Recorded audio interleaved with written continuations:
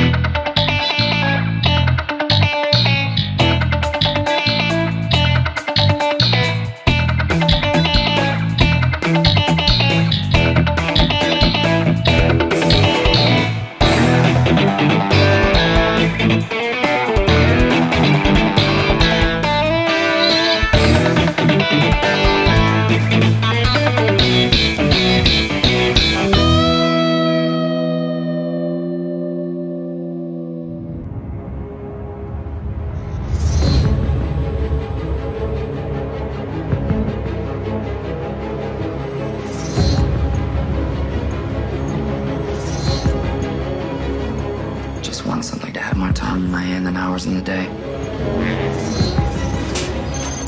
Where's the rest? Never met the quota. My units are up from last week. So is the quota.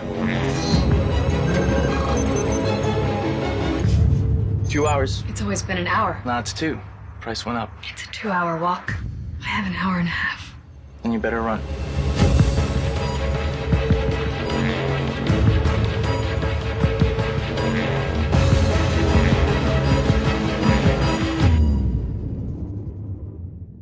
The poor are meant to die. It's how the system works. Bonjour à tous et donc bienvenue pour cette nouvelle émission de Cinefuzz. Bonjour. Et cette semaine, comme vous avez dit, ça va être un mois très SF puisqu'on commence avec la critique de Time Out de Andrew Niccol. Donc qui présente Time Out et qui Moi, présente j'aimerais Andrew dire Niccol. l'effort français juste, hein. Time out en fait, in time en anglais, Oui. c'est time out et la transposition du titre français. Et tu vois, j'ai remarqué qu'on aimait bien mettre Hot. Oui, c'est ça. Oui, comme Kappa. Ouais, Ouais, Top out. Cop Out au lieu de Top Cops. Non, Non, c'est l'inverse. Non, c'est c'est l'inverse. En fait, Oui. Et pourquoi oui, on en fait aime là, Time Out c'est Oui. carrément qu'il n'y a plus de sens. Quoi. Oui, bon bref, Donc, c'est nul. Time Out. Non, Donc, in time. Je fais déjà chier. In Time, c'est plus joli quoi. In Donc time, c'est un, c'est sympa, c'est ouais. un film d'action de science-fiction américain. Ça se passe dans le futur, un futur très proche où l'unité de mesure économique c'est devenu le temps. Ça fait que tous les gens Le temps de vie. le temps de vie. Ça fait que tous les gens naissent avec une horloge sur le bras ici, sur les bras plus ou moins poilus. Moi sur le mien je la verrai pas. Et quand les gens grandissent jusqu'à l'âge de 25 ans, C'est plus là. d'un coup leur temps s'active, cette horloge s'active et ça enclenche un compte à rebours. Ça fait que les gens, s'ils doivent vivre, ils doivent tout le temps travailler pour acheter du temps. Oui, Oui, parce qu'il y a plus d'argent. À partir il y a que du de temps, en fait. 25 ans, t'as qu'une journée. En fait. c'était qu'une journée, voilà, tout à fait. Et après, si tu veux vivre, il faut acheter du temps Voilà. pour augmenter. Ce qui fait que par contre, tu peux devenir immortel. Voilà, Si bien t'es sûr, milliardaire, en fait, tu n'es pas milliardaire, tu as 1 million. Tu un peux million avoir- d'années. voilà. Alors C'est bien ça. sûr, là, c'est une société segmentée puisque les riches habitent dans des banlieues super cossues où ils ont du temps à volonté, et puis les travailleurs, les prolétaires Oui, galèrent pour acheter du temps. justement. L'expression vivre le jour Voilà. prend Oui. sa vraie forme, puisque Exactement. il est Carpe vraiment diem. le jour Le film, le- ils ont appelé Carpe diem. C'est le film qui te Ouais, dit pas- les riches restent riches, les pauvres restent pauvres, en fait, tout simplement. Et donc dans cette société, on suit Justin Timberlake qui s'appelle Will Salas. Alors je sais pas comment on va traduire ça pour la VF, ça va être marrant. Donc qui est un mec qui bosse dans une usine. Et un jour, il sauve un riche dans un bar. Et ce type lui donne tout son temps, c'est-à-dire 100 ans, 106 Ouais. ans. Voilà. Et donc, grâce à ça, il peut infiltrer la haute société. Et bon, il y a une police dans ce futur, qui est la police, les timekeepers, les timekeepers, alors les gardiens du temps, qui doivent justement arrêter les gens qui abusent. Celui Non, qui c'est pas les du temps. Watchmen, non, c'est les Watchmen, je crois. Non, t'as les Minutemen, Ah, les qui Minutemen, sont- pardon, les Minutemen. qui ouais, sont, ouais, qui ouais, sont j'ai fait les, le qui sont lapsus. les gangsters. Sont des Ah oui, gangsters. d'accord. Mais ça, c'est bizarre. Voilà. Et on a les Watchmen. les C'est parce que les Minutemen, c'était Oui, les- oui, oui, ouais. bon. Donc en fait, donc Justin, voilà, il a pas sa place dans ce monde de riches et il est bientôt, Ah non. il est traqué donc par ces flics. Sauf que il a une monnaie d'échange ou de temps, je sais pas. C'est la fille d'un riche industriel, Le plus riche même. du en fait. du plus riche collectionneur de temps, qui est joué par Amanda Seyfried. Donc il la kidnappe Et ils vont se transformer en une sorte de Bonnie and Clyde qui va changer la société. Ils vont essayer d'apporter la révolution. Cambrioler des banques et choper pas du temps pour Bonnie le and redonner Clyde, en fait. dans l'idée que c'est la femme et la fille, Oui, mais voilà. c'est Robin des Bois. Robin des Bois. Robin des Bois. Ouais, voilà. Ils vont voler le temps aux riches pour le donner aux pauvres. Voilà. tout simplement. Donc alors c'est le nouveau film de Andrew Niccol, qui est un réalisateur néo-zélandais qui bosse aux États-Unis depuis un petit moment. Il a été le scénariste de The Truman Show. C'est lui qui avait écrit ça. Chef-d'œuvre de Peter Weir. Terminal aussi. Du Terminal de Spielberg aussi, tout à fait. Et en tant que réalisateur, il s'est illustré avec de nombreux films cultes comme Bienvenue à Gattaca, qui reste son chef-d'œuvre. Simone, donc Simone en VO, une comédie futuriste avec Al Pacino, que je vous invite à redécouvrir, qui est un film sous-estimé qui est très très bon. Et il avait réalisé aussi Lord of War, le dernier grand rôle de Nicolas Cage jusqu'à présent, un excellent film. Ouais, t'es bien. Il y avait des petits Des petits trucs, mais ça restait quand même un très c'était bon pas mal. film. C'est un film mainstream quand même, mais c'était sympa. C'était bien. Là on reste. C'était pas un film américain en plus. Hein. Donc, Non, c'était franco-anglais. Donc là, c'est un réalisateur qui prend son temps, qui fait des films tous les 4-5 ans, parce qu'il a toujours des projets. ça tombe bien pour ce film. C'est On va faire toutes les blagues sur le temps. Oui, C'est vrai. voilà, c'est ça. Il met toujours du temps à monter ses films, parce que c'est des projets toujours assez complexes et qui sont toujours durs à monter, qui demandent toujours des échanges avec les studios. Et Time Out, on va dire que moi, j'avais jamais entendu parler du film jusqu'à ce qu'on me dise, voilà, dans 2 semaines, il sort. Parce que je savais pas qu'Andrew Niccol il tournait un nouveau film et j'étais très impatient de le voir. Et je sais pas trop comment. Et ben alors, si tu ne sais pas trop, on va plutôt demander à Philippe Voilà. ce qu'il en Voilà, a on pensé. s'en Comme reviendra. ça, tu pourras réfléchir. Alors moi j'étais Tu super pourras emballé, prendre ton temps. c'est par la bande-annonce. Voilà. La bande-annonce, je la trouvais sympa, mais... Mais arrête, j'ai plus trop de temps là pour parler. La bande-annonce, j'ai trouvé sympa, mais elle vous fausse complètement l'idée du film, c'est qu'on a l'impression que c'est un film d'action, en fait, dans la bande-annonce. Et je me suis dit, tiens, le concept peut être sympa dans un petit film d'action, ça pourrait être cool. Sauf qu'en fait, c'est pas du tout ça. Et au final, c'est ça qui est cool, c'est que en fait, c'est plus un film, disons, de critique sociale. L'action, t'en as très peu, c'est des courts instants, et du coup, ça c'est plutôt intéressant. Par contre, c'est super, super maladroit. C'est que moi, en fait, tout simplement, j'ai pas cru au concept, qui pouvait être fun, hein. J'ai pas cru au concept de l'horloge ici. J'ai l'impression que ça marchait pas dans l'idée. Ça peut marcher dans un film, mais pas dans un réel univers. Enfin, je trouve ça un petit peu bizarre, bancal. Autre chose, donc qu'est-ce que... Putain, y a rien qui me vient là en plus. Moi j'ai les idées. Vas-y. Alors, moi encore une fois, Oui. Vas-y. Non, vas-y. Attendez, tant pis, t'as plus le temps. j'adore. T'as plus le temps. Alors déjà, il faudrait leur demander comment ça se passe quand ils changent de fuseau horaire, ce serait pas mal. Faudra leur poser la question. merde. Le mec, t'as 1 heure, d'un coup, t'as plus rien. Alors, moi, j'ai été vraiment emballé par le concept. On va dire que la première demi-heure, j'étais littéralement dans le film. Et puis ensuite, progressivement, ça dérive vers le film de fuite, le film où les mecs courent pour échapper aux flics et tout ça. Et là, bon, il y a les souvenirs de l'âge de cristal et de Minority Report qui commencent à revenir. Et on se dit, bon, j'espère qu'ils vont pas passer leur film à courir. Et le problème, c'est qu'ils font que ça. Ça aurait pu s'appeler Will Salas Run. Run Will Salas. Ouais, Salas Runs. C'est vrai. Salas Runs. Ce qui est très décevant dans le film, c'est qu'Andrew Niccol, il a ce goût toujours pour manipuler le kitsch qui pouvait fonctionner sur Gattaca, mais qui ne fonctionne pas du tout ici. À un moment donné, il faut choisir. Soit tu fais un miroir de notre univers. Soit tu donnes des vestes ridicules. Voilà. Soit tu fais un truc qui En ressemble. fait, on a l'impression que tout le monde est ridicule, sauf Justin Timberlake qui est venu avec ses vêtements. Oui, ça, voilà, c'est voilà, ça, donc c'est il est totalement super ça. classe. Mais le Donc problème, lui, il a dit, non, moi, je vais le choisir. problème, si tu veux, c'est que soit tu crées pas d'univers et tu remontes la société d'aujourd'hui telle qu'elle est, juste avec cette histoire de temps, ou soit tu crées un univers complet de A à Z, comme dans Minority Report par exemple, mais tu fais pas un entre-deux. Alors là, le problème, c'est qu'on se retrouve dans une société alternative où les mecs, ils conduisent des voitures hybrides qui font des bruits bizarres et qui ont des peintures bizarres. Les flics, ils sont, on dirait, des mélanges. Alors, je sais pas, on dirait Neo qui revient, quoi, avec les mecs qui portent des blousons en cuir. Les riches, ils ont des petites modifications sur les costumes. Oui, sauf voilà. qu'on sait pas vraiment. Enfin, c'est Et bizarre. Amanda Seyfried avec sa perruque rousse, j'ai pas compris. Mais c'est pas assez en fait. Enfin, Soit c'est pas assez. soit tu fais trop, soit tu fais pas assez. assez. Mais tu fais pas d'entre-deux. Parce que j'aime bien aussi le concept, je suis d'accord, de la première demi-heure, je suis rentré dedans et tout. Mais c'est vrai qu'en fait, j'ai retrouvé les mêmes thématiques qu'il y avait dans Gattaca. C'est ça. C'est-à-dire que l'usurpation de l'identité.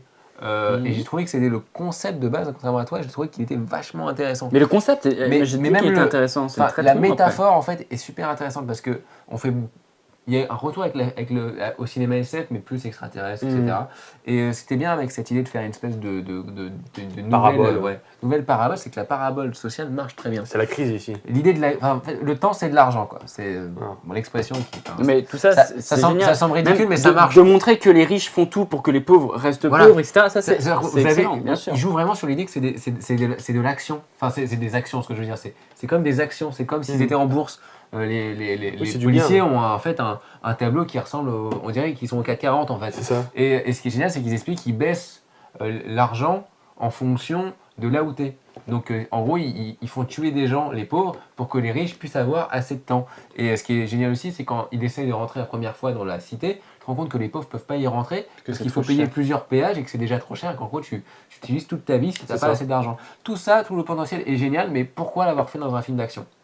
Et en fait, on se demande, on se dit, première demi-heure est très bien, mais pourquoi d'un coup, Justin Timberlake qui saute, il commence à se battre, et on se dit juste, Ça, c'est les petites pics d'action qui, à l'arrière, ne servent à oui, mais rien. après tout le reste du Mais film, c'est bon, un film de fuite. Ça te révèle un un film petit de peu, fuite. quoi. Oui, d'accord, Oui, mais mais non, surtout c'est que Andrew Niccol pas n'est pas intéressant. quelqu'un spécialisé dans Non. l'action, Non. et on se rend compte, on voit vraiment ici que c'est pas vraiment son truc. Il fait tomber des maquettes, quoi. J'ai l'impression qu'il a vendu son concept, mais qu'on lui a dit, il faut que tu mettes de l'action dedans pour pouvoir le diffuser. Bah, c'est là où on voit les limites du film en termes de budget, c'est qu'effectivement, comme Philippe vient de le dire, il y a une séquence où à un moment donné, on voit une voiture qui se crache et on voit que c'est une maquette de voiture. En 2011, c'est un peu difficile à avaler. Et finalement, on se dit, mais limite, j'aurais préféré voir un film noir futuriste, mais hard-boiled, mais pas tomber dans le côté sérieux, action. mais pas action en fait, parce que l'action, ça prend tout le budget pour des scènes qui sont moyennes, et finalement, ça enlève tout ce qu'il aurait pu foutre dans la déco, dans la création de personnages, etc. Donc, on a l'impression d'un gâchis en fait. Après, c'est divertissant. Moi, ce que j'ai dit, c'est que si j'en parle à quelqu'un qui, enfin, vous allez passer Un bon moment. ouais, c'est pas horrible. Après, quoi. Ah oui, non, c'est cool. Après, moi, je salue pas être, le travail du directeur de la photo, donc Roger Dickens, où il essaie vraiment de créer des ambiances différentes, surtout pour séparer le monde riche du monde pauvre. On sent que le monde riche est très bleu, très fermé, très stérile, Bien alors sûr. que le monde justement des pauvres, c'est un monde qui est toujours dans le soleil, c'est très solaire. Oui, il y a toujours du soleil, il y a toujours cette ambiance Ouais, jaune. mais- On Ouais, sent, voilà, on ouais. sent que le manque de temps fait que la vie circule plus ou que les gens profitent plus, tu vois. Et ça, c'est intéressant. Mais il faut vraiment. Ouais, mais bon, faut voilà. voir le film. Mais les gens, ils ne verront pas pour voir ça. Divertissant si vous êtes intéressé, mais si vous êtes fan de SF ou de cinéma de SF, Ce sera la première ça va heure. être plutôt une grosse déception, Bah, plutôt un gâchis.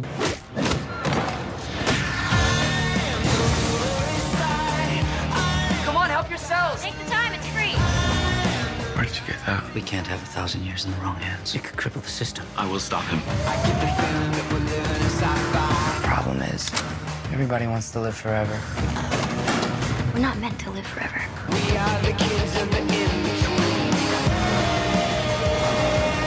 You know we're coming to get you. Let's hope so. His crime wasn't taking time. He was giving it away. On passe maintenant à la rubrique bonus, pendant que Philippe est en train de boire. Mm. Voilà. Toi, t'as pas de mug, toi. Non, moi j'ai un bol Garfield. C'est ça, c'est le matin. quoi. Je sais pas, c'est le chapeauté.